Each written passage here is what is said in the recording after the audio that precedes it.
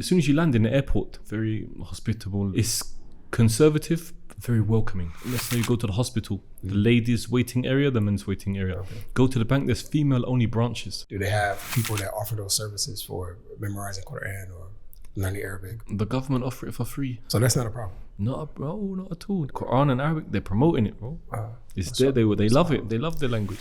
How do I get in? Do I have to go on the website, get the visa, or go somewhere? Nah, a visa on arrival, turn up. Visa on arrival. You can find a job if you want to find a job. You could start a business. You could invest in a property.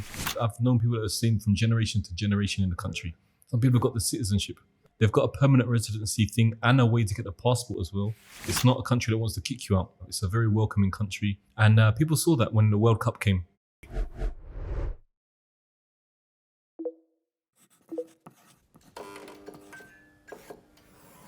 Get your copy of the Hijra Handbook at book.makehijrah.com. Bismillahirrahmanirrahim. Assalamu alaikum wa rahmatullahi wa barakatuh. And welcome to another Make Hijrah Podcast. Today we have our brother Dawood Hill, and he's going to talk about setting up and living and possibly making Hijrah to Qatar. Recently, you've been making some moves in Qatar. And, you know, according to our private conversations, you really like it over there, man. Tell us about entering into Qatar. Probably give us some advice on like the best strategies in order to stay there. With Qatar, it's a very multicultural society. Me being a person of mixed origin, never felt like I really had a country. Being born in England from Jamaican parents and Jamaican mother, British father. It's, you know, you never feel like you're part of there or there. But Qatar, most people are expats, most people are foreigners. 90% of the country are foreigners. They're not Qatari, and the Qatari people are very welcoming as people. You can't, and they've mixed with foreigners for so long that everyone's just mixed. I've never seen racism, never seen, I don't know, discrimination because you're this color or you're that race or this religion. Everyone just gets along. So how long have you been back and forth to Qatar? So with Qatar, I was there before Corona time. Back then there was a blockade between Qatar, Saudi Arabia, and other countries, and it was hard to get there. It's hard to travel around. You had to go, if you want to go back to Egypt or somewhere, you have to travel to Turkey or Lebanon or to Jordan and then catch a transit. It was hard. It was hard, but and then when I got there, most of the products were either in Turkish or Iranian because the blockade, they were just relying on Turkey and Iran to help them. And Turkey and Iran helped Qatar so much, and they got a lot of respect for each other as countries. They're still trading between each other. And it's really good to see everyone come together. Yeah, as a nation, you know, during that hard time. So COVID time was what, 2020? 2020, so I was there from 2018 to 2021. Oh, okay. So I was there before Corona, and then during Corona and after Corona, if it really ended, I don't know. So it was challenging times, and it was really good. So have you traveled around the country? Did you stay in any particular city only, or Qatar's mainly Doha. That's the capital city. It's a very small country. Very small. You can go up north to Ruwais, to the beaches up there. It's coastal. So people live there? People live there, yeah. People live there. Down south, people live there as well. There are new cities being built like Lusail, Wakra. You know, it's developing. It's moving forward. It's very forward-thinking country. Is there a situation where, like in Malaysia, in certain parts you can't go? Like a foreigner can't go to over to the one side of the country. To go to visit or to go? You can't go over there. I don't know why. Or you can't live there maybe. Maybe you can visit, but you can't live there. No. Do you have those type of restrictions in Qatar? You pretty much, if you get in, are you free to pretty much go wherever you want in the country? Go where you want, do what you want. Okay, you mentioned that 90% of the country are foreigners, right? And what does that mean exactly? How does that look to somebody that may not understand that? So when you walk down the street, you just see different nationalities. Even me as a teacher, I'm teaching.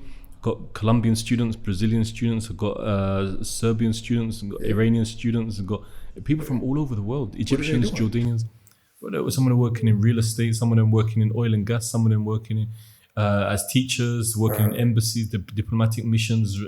So many people doing so many different things. Who are doing the service jobs, like the the customer service and that type of stuff? Customer service. Well, the Filipinos, they're The Filipinos are very, here. very nice people with their manners the way they are. So they got most of the customer service jobs. Right. Most of the laborers are maybe from Asian countries, India and Bangladesh, these areas here. So the IT stuff is what, Indians? IT, You know. Indians, I've seen them there, but it's mixed that It's industry, I think, yeah.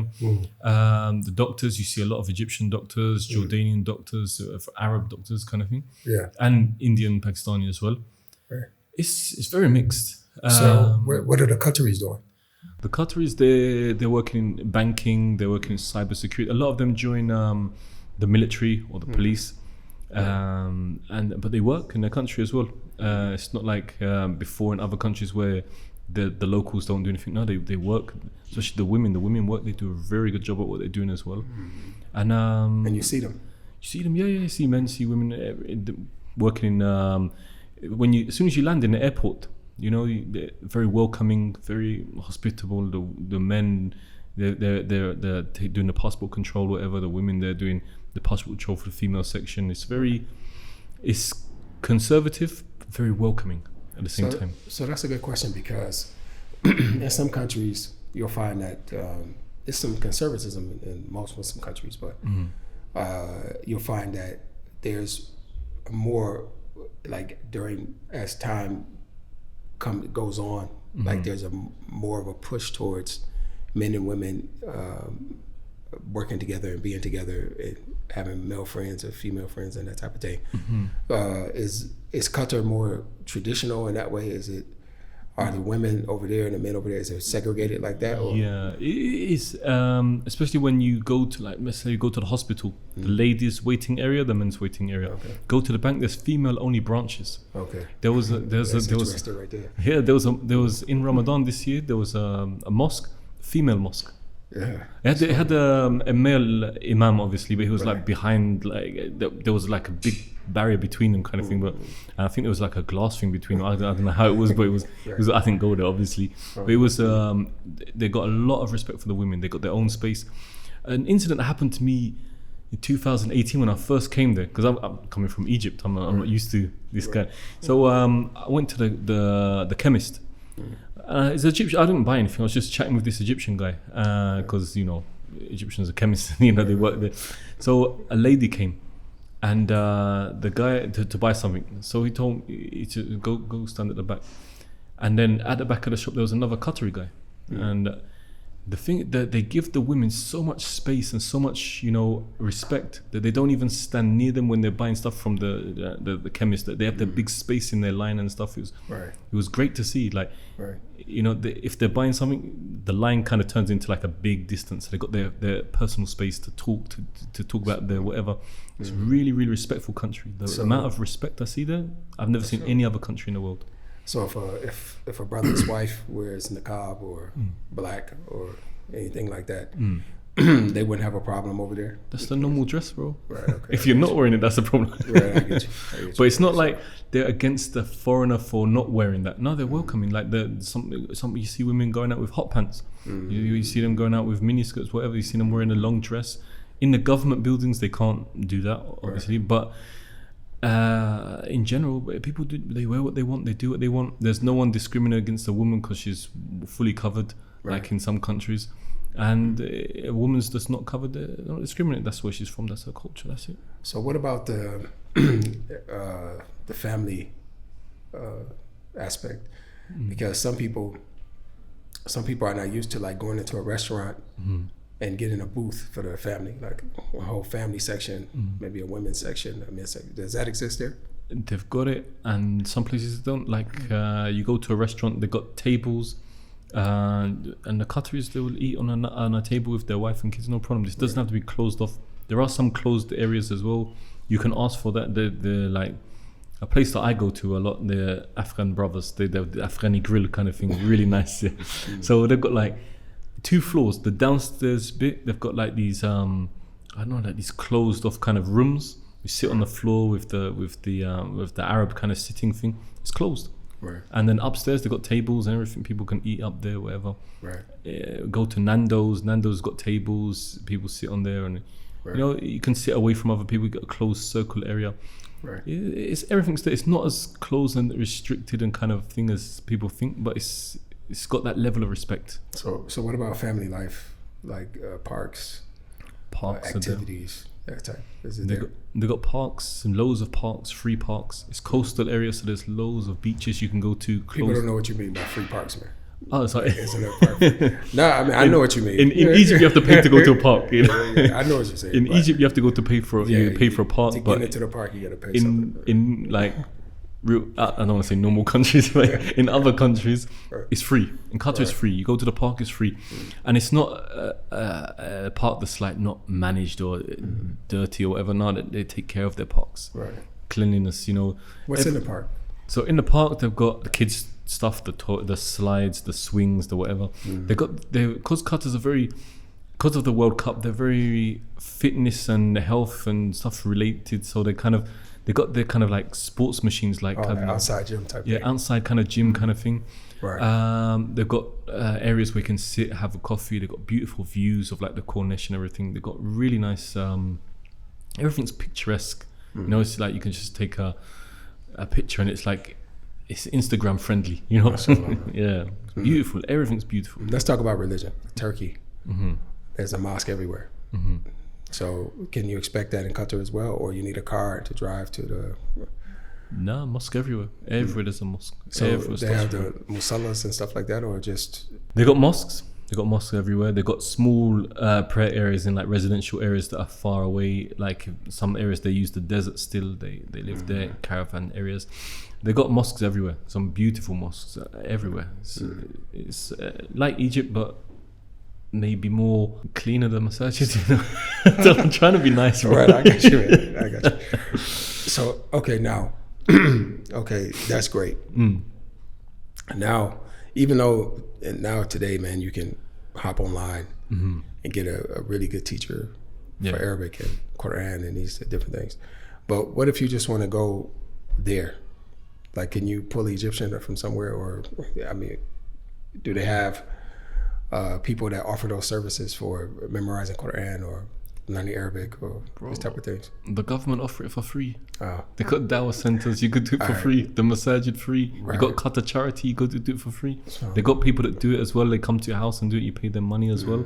Private sessions. So that's not a problem. Not at all. That's the thing. That's not a problem with that. Learning other languages like English and whatever, and then you have to pay money for it. Quran and Arabic, they're promoting it, bro. It's there. They love it. They love their language. Here at Make Hijrah, our goal is to bring you the latest information on what's going on in the Muslim world, ensuring that you're able to make informed decisions on how and where to make hijrah. But we can't do this without your support. If you value this cause, go to fund.makehijrah.com to support our productions. Your contribution allows us to travel throughout the Muslim world to give you a clear picture of what your options actually are. Whether it's a one-time or continuous donation, every bit helps us to continue producing content for you. Jazakallahu khairan for your support. Now back to the video. Visa. I'm sold. I want to go. Okay. So I'm American, you're from the UK. At least for these two nationalities, what do I need to do? Let's say I bought a ticket now. How do I get in? Do I have to go on the website, get the visa, or go somewhere? No, visa on arrival, turn up. Visa on arrival. Visa on arrival, turn up at the airport and get going. Okay. You can go in there, you can find a job if you want to find a job. You could start a business. You could invest in a property. There are ways of staying in the country. You can stay there. You don't have to go. Let's say that I want to check it out first. It sounds good what you're saying, but I want to see it. Yeah. So I go for how long is the visa on arrival? 30 days or something? 30 days, yeah. Okay. 1 month. So basically I have a month to check it out. So what would I do? Like, I don't have a connection in the country or anything like that.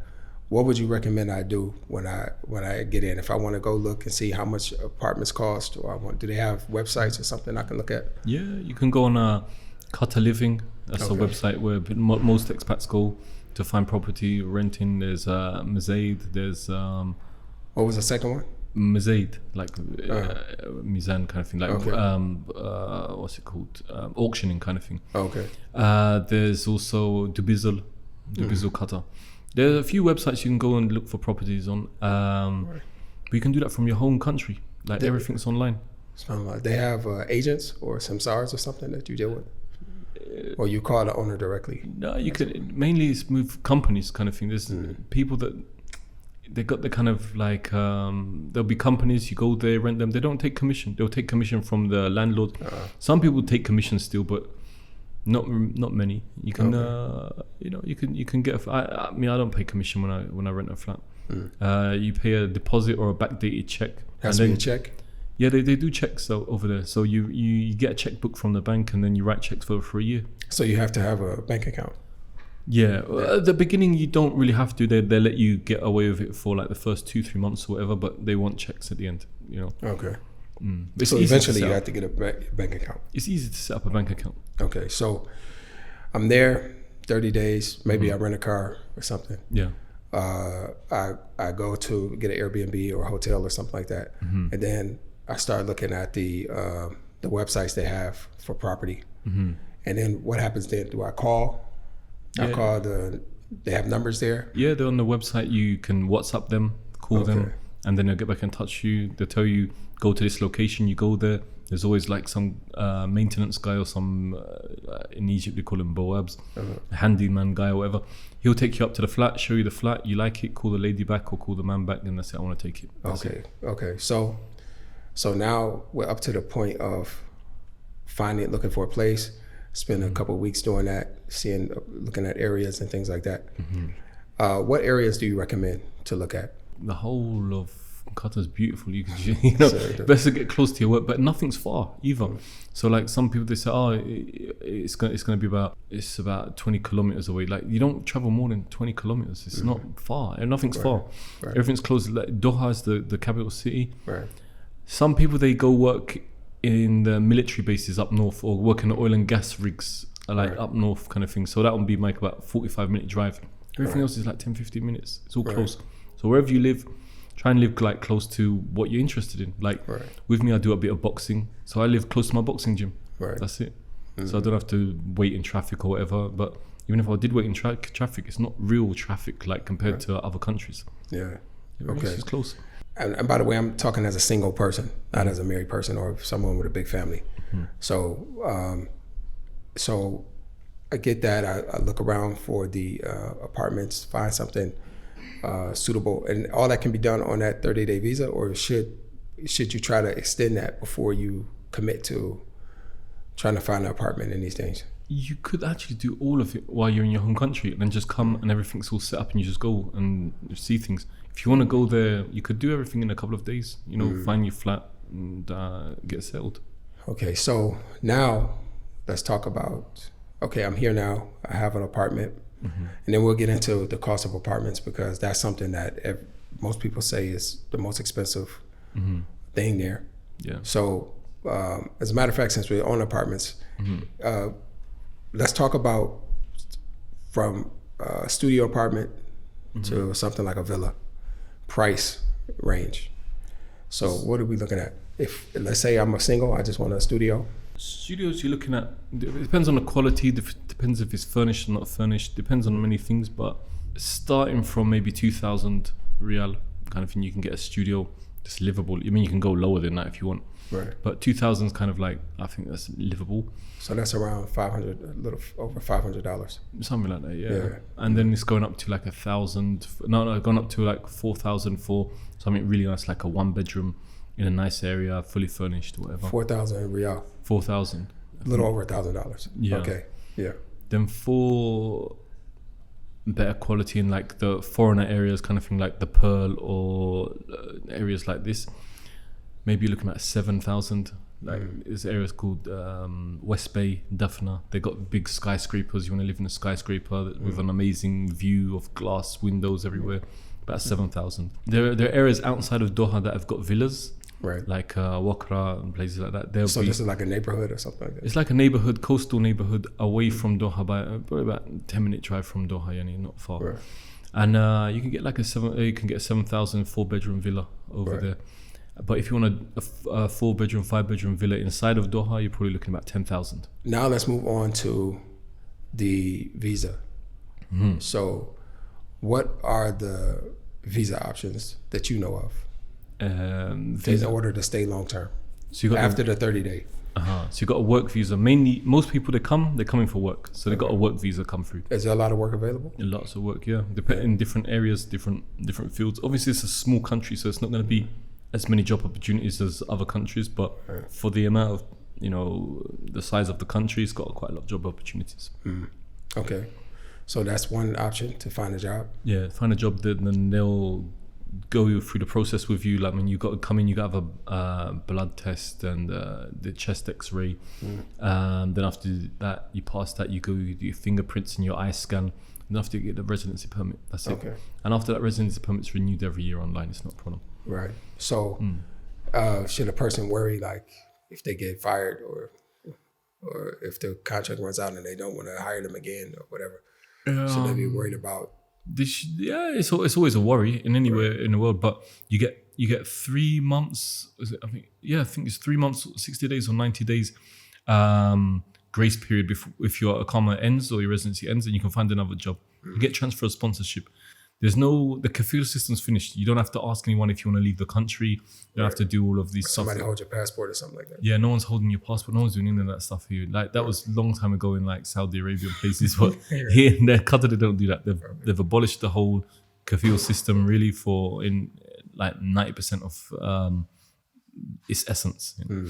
Let me get some detail about this too. Like, what if your wife is the one that has a degree or something and found a job in Qatar? Yeah. Can she then sponsor her husband or her children? Yeah, she can. Yeah. Okay. Now you mentioned business. Business, yeah. Okay, so how does that work? So you can go to the free zone and get and start a business up there, and it's 100% ownership in your name. Do business to business, business to customers, depending on what kind of business you're doing.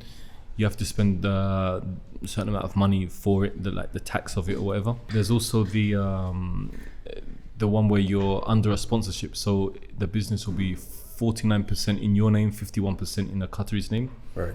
And I don't know, you'll pay him some money every month, or you'll have an agreement with him, whatever. Or maybe you won't take anything. He wants to be part of the business. Right. But it'll be he's responsible for the main things that happen in the company kind of thing.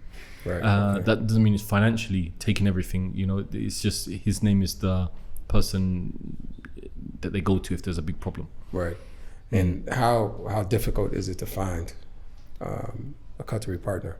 No, not hard. There are companies that have them ready, and they've made an agreement with them, and they just pay the guy this every month or whatever.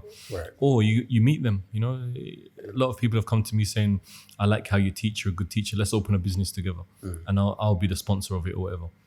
And that's do you think that's a good idea? Like, if you're serious about having a business, do you think it's a good idea to take on a Qatari partner or just go to the free zone?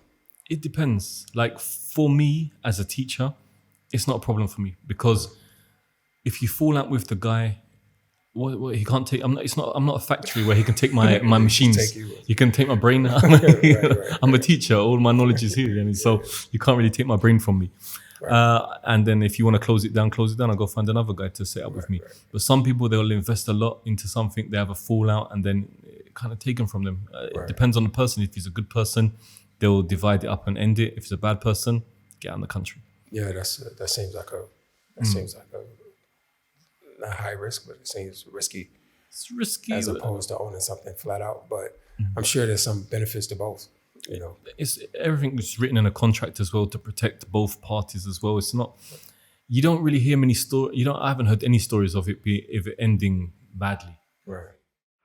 Get a copy of the Hijra Handbook at book.makehijrah.com.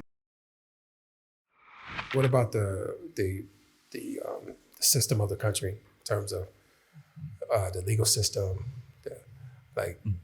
people's rights being taken, or this type of thing, police brutality and that type of stuff?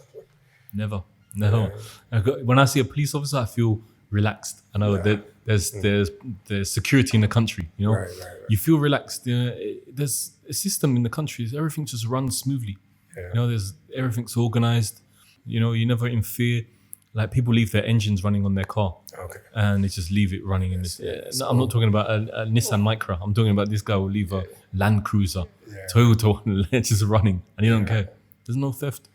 Okay, so you can start a business, right? And then what about the real estate? You mentioned that as well. So real estate, you can buy a property in a country. The minimum requirement for you to get the visa for residency is the flat has to be over 75 square meters in size. It has to be over 700,000 Qatari riyal. Okay. And this is all information up until today's date. It might change again. Right. And you can buy it. There's full deed and there's I forgot what they call it. Like you can have full ownership, or there's something that it's not given the full ownership. It's not got the full permit for it yet, but it's going to come eventually. Okay. So banks, they want you to have full deed first. Right. If you're going to take it out a mortgage with it. But you can go through a company and pay it off in installments with a company. Banks, they sponsor you up. They support you up to 20 years or 30 years, and they want you to pay 30% down payment. Right. On a mortgage if you want to get a mortgage. Some people do that. I'm even thinking about doing it myself, because instead of paying rent every month, you can put a mortgage down of 30% and then pay the rest off over 20 years. Instead of paying rent, you're paying mortgage, and at the end you take it back. So when you say mortgage, how do the banks work there? There's Islamic banks. Oh, Islamic? Yeah, Islamic bank system. So, you know, you pay a fee for this service, basically. It's not this going up every month interest or whatever. And, you know, they've done it Sharia-based banking. What, are those the only visa options? Are there more? What about marriage? The investment one, I just spoke to you about that one there. That's one of the options. You can get permanent residency through a real estate as well if you spend 3 million riyal, which is, I think, how much is it? $700,000 or something like that. And then you get full, you get everything. You get healthcare for free. Your children can go to school for free. You get so many perks with that. But you have got to spend more on that property. Right, Yeah. So there's two options. That sounds great, bro. I didn't even know, because a lot of people talk about the Khalij, like almost impossible for you to establish yourself there or to stay there, or you know. But it sounds to me like if you make the right moves, you know, investment wise or whatever, buying a property. Did you mention marriage? Yeah, marriage, you can get married as well and be under your wife's sponsorship if she's Qatari, or your husband's sponsorship if he's Qatari. Okay. And you can do that. Yeah. MashaAllah. Sometimes we're trying to escape like this lawlessness that we find in America and the UK. The type of violent crimes that you find in the West, what's happening in Qatar as far as that? You have gangs or people shooting up the schools and stuff. I've never heard of any violent crimes, nothing. I actually cannot think of a time I've heard of a crime in Qatar. Not one crime. That's crazy. There was that one incident when this Egyptian guy came on a tourist visa and he killed 3 other Egyptians over some money. But that was like very rare. And that's why it's quite hard for Egyptians to get visas there, because they come with chaos. So you don't hear of any crime. The violent crimes, no. Maybe road accidents, because some people drive a bit crazy sometimes, the young guys with their big cars or whatever. Right. But not really, no. So you don't see crime, you don't hear crime. It's really, really safe as a country. You feel safe doing anything there. Some people try to smuggle things into the country. They get caught, they go to jail, they get deported. In conclusion, for a person that's interested in possibly looking at Qatar as a place to make hijrah, what is your advice? What would you advise them? They're in their country now. They're saying, I want to check out Qatar. What would you say? How would you advise them? Think of a long-term plan for it. It can be done. If you work, you can only work until you're 60, and then you have to find another way to stay in the country. A lot of people stay under their child's sponsorship. So their children are there, they become under their child's sponsorship. Some people invest in real estate. There are many different ways of doing it. If you have a child born in Qatar, they can join the military, they can join the police, and then you got extra perks with that. You know, there's so many ways of people staying, and I've known people that are staying from generation to generation in the country. Some people have got the citizenship. They've been there for so long, and they've mixed with the country, with the people, and they've got citizenship in the country. So you can stay there. They've got a permanent residency thing and a way to get the passport as well. If my memory serves me well, if you're born in Qatar, you have to stay 10 years in the country and you can get permanent residency. If you're not born in the country, 20 years in the country, you can get permanent residency. But you have to apply for it, and there's a system to it. There are no criminal record, Arabic language or whatever. Boxes you have to tick, but you can get it. Yeah, so there are ways of staying there. It's not a country that wants to kick you out. It's a very welcoming country. And people saw that when the World Cup came. So people coming from the World Cup, they were so welcomed. It was amazing how people left the countries. Like, even though some of the women that attended some of the football matches, they were like, I queued up for a ticket in a female-only area, and it was so relaxing. No stress, no one pressuring me, no one over my shoulder, no alcohol in the stadium, so I didn't have anyone throwing up down my back, vomiting. It was a new thing for them to see respect, because they haven't seen respect in their life. That's the thing. It's like they're not used to this kind of atmosphere. So they were blown away by it.